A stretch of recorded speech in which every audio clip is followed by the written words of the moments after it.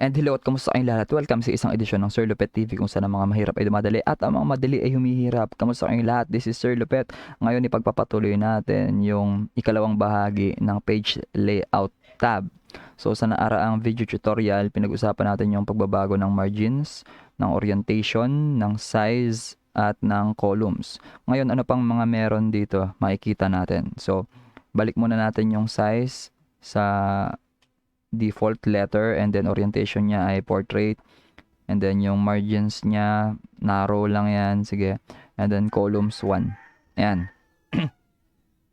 Now dito po makikita nyo, katabi ng columns meron tayong mga breaks. So insert page and section breaks, add a break at your current location to have your text pick up again at the next page, section, or column. So pag click natin ng drop down menu, so meron tayong mga page break.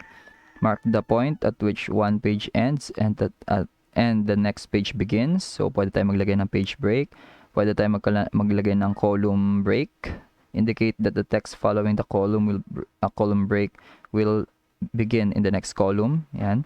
Meron din tayong text wrapping para naman to sa mga objects tulad ng text box and shapes. Separate text around objects on web pages such as caption, caption text, and from body text. Yan. Pwede rin maglagay ng mga section breaks tulad ng next page, continuous, even, add page. Yan. So itong mga to, if we're going to kung maglalagay tayo ng page, yan, so ganyan naman ang page break. Okay.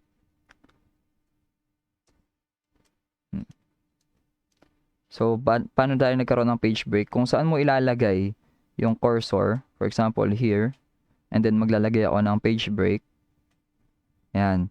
So parang doon niya pinuputol, and then parang sinasabi na automatically doon na to sa susunod na paper or page.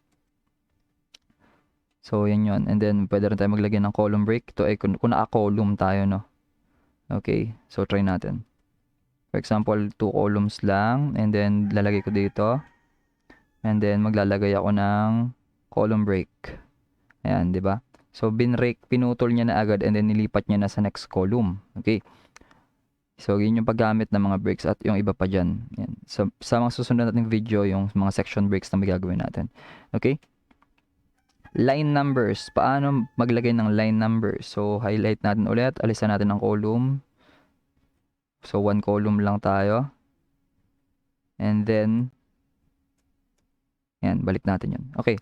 Paano tayo maglalagay ng line numbers? So sa line numbers, pwedeng wala, pwedeng continuous, restart each page, restart each section, suppress for current paragraph, and meron pang line numbering option. So check natin. Control A, and then maglagay tayo ng continuous. Ayan. So ano pong napansin natin? Ayan, nagkaroon ng line numbers. So bawat line ay meron. So nagagamit natin ito typically sa mga ayun, no? As you can see, pag nag-enter, mayroong auto numbering. Pero iba po to sa bullets, no? Hindi po ito bullets. Ito ay line number. Okay. Meron kasi sa bullets yung nag-automatic numbering.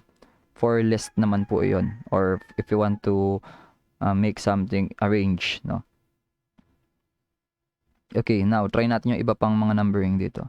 For example, lalakihan ko muna tong para makita natin. Okay. Para mag-enter yung susunod na page. Okay, as you can see, pagtas ng 14, merong 15 dito sa numbering. If I'm going to use restart each page, ayan. So 14, then nagpalit ng bagong page. So naging 1 na lang. 1 na naman siya. Nagsimula siya sa 1. Okay, if we're going to restart each section, so iba pa yon yung sectioning, paggawa ng section. Yan. So at the moment, wala pa kasi tayong sinet na section. Okay? Pwede ring suppress for current paragraph. Ano pong ibig sabihin nun? Yan. So dito hindi pa natin makikita yung direct na output for suppress for current paragraph. So commonly hindi natin chine-check yan. Okay. So pero kung gusto mong gawing continuous yung numbering, click mo lang yung continuous. Yan, continuous lang. Or kapag ayaw mo, none lang. Yan. Okay. Now meron naman tayong hyphenation. Okay, itong hyphenation, ano ang purpose ng hyphenation? Yan. When a word runs out of room, word normally moves it down to the next line. When you turn on hyphenation, word hyphenates it instead. Okay? So, ibig sabihin yun yung kapag putol, no? So, unfortunately, hindi ko siya magagawa dito dahil hindi yun naka-install sa ating Microsoft Word. Okay? So, yun yung para mga plugins pa kasi yun eh. Okay? So, yun naman yung nakikita natin sa mga books na meron siyang naalagay dito na hyphen dito. Yan. For example, naputol yung isang salita. Yan. So, ganyan yung ginagawa. Pero dito, kapag nag-run out na siya ng room, binababa niya na lang yung buong word. For example, itong word na considered. Binaba na lang siya buo instead of puputulin pa yung considered. Yan. Now, proceed tayo dito sa indent. Sa mga indent naman, makikita nyo, pwede nating baguhin to anytime. So, yan. If you want sa real life, maging 1 inch ang naka-indentation sa left. Yan. Yan. Click nyo lang yan. So, 0.5 is kalahati. Yan. Yan yung indent, no? So, aside pa yan sa margin, I think. Not sa view. And then 100%. Yan. So, aside pa siya sa margin, meron pa siyang additional na indent. Yan. So, balik tayo sa page layout. Pwede rin natin baguhin yung indent sa right. Yan. Pwede rin yan. Don't mistake indent with margins, no? Magkaiba po yun. Okay. Yan. Pag naka-zero itong indent natin, yan yung margin. Yan. Okay. So, yung spacing, line spacing po ang tinutukoy dito. Pwede tayo mag-adjust before. Yan. Yan. So, parang before nung mismong paragraph dito sa una, sa taas. Okay. So, pwede rin iset naman automatic or 0. Okay. Kapag after, so yung after naman, dun yun sa dulo. Naapektuhan yung dulo. Yan. So, hindi pa natin yun magagamit sa ngayon. And also, meron pa tayo dito yung mga selection pane. Yan. So, selection pane, typically, nagagamit ito kapag tayo nagna-navigate, no? If you want to select something. Yan. I think kung meron tayong magagamit to eh. Yan. Tingnan natin ang selection pane. So, display the selection pane. See a list of all your objects. This makes it easier to select objects, change their order, or change their visibility. Yan. So, at the moment, wala kasi tayong in-insert na objects dito. So, sa next video tutorial na yon yung paggamit naman ng insert tab. Okay. Close natin yan. And then, meron din tayong align. So, meron tayong align to page. Meron tayong align to margin. Meron tayong view grid lines. Pwede rin maglagay. Yan.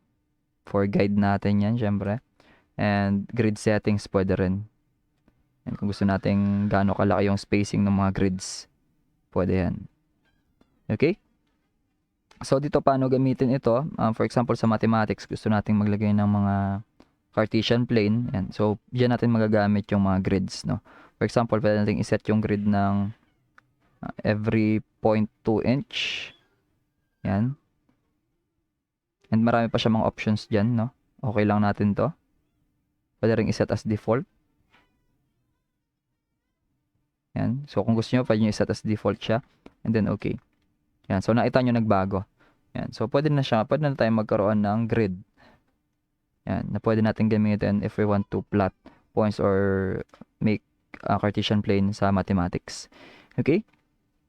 So, para sa video tutorial na to, pinag-usapan natin yung paglalagay ng mga breaks, ng mga line numbers, hyphenation, indentation, at spacing between paragraphs. So, I hope meron kayo natutunan. And again, this is Sir Lupheht. Nagsasabi na kung nagustuhan mo to, pwedeng po itong i-like. Pwede mong share sa mga classmate mo na nagpapaturo paano ang gagawin sa page layout. And pwede ka rin mag-subscribe. This is Sir Lupheht na nagsasabi na sa bawat problema merong solusyon. Dapat tayo ang maging solusyon para iwas konsumisyon. Yun lang, maraming salamat. Ingat na san ka man. God bless you and thank you.